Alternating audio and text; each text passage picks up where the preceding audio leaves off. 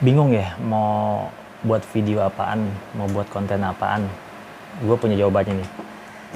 Yang pertama, dari ujung kaki sampai ujung rambut lo nih ya, sampai ujung rambut itu bisa lo buat konten. Cuman 4 aja pilihannya sebenarnya sih, menurut gue nih ya. Lo bisa buat konten yang namanya keuangan. Yang kedua, konten yang namanya kesehatan. Yang ketiga, konten yang namanya hiburan. Yang keempat terakhir itu edukasi. Nah, sekarang gue jelaskan secara rinci kenapa harus membuat konten keuangan. Yang pertama, orang tuh banyak butuh keuangan. Misalkan diri kita aja, misalnya kita punya uang 5.000 nih punya uang 5.000, gimana cara menabungnya, bagi dua atau gimana, contoh aja tuh ya. Yang kedua, channel apa tadi, kesehatan.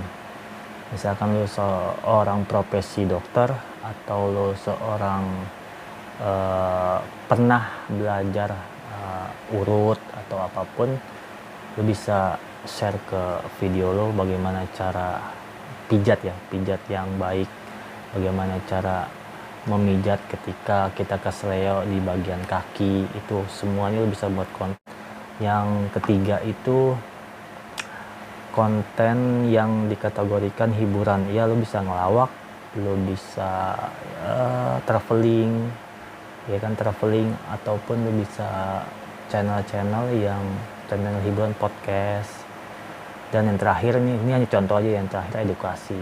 Nah, lo punya skill apa di dalam kehidupan lo punya skill misalnya teknik bangunan, lo punya skill fotografi, videografi, lo share.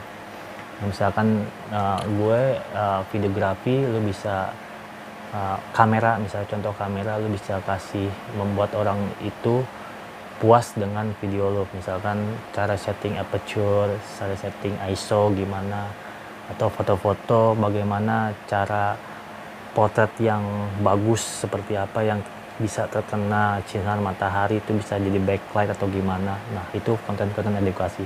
4 niche kategori yang bisa buat, bisa 4 buat. Oke, itu aja deh ya. Assalamualaikum.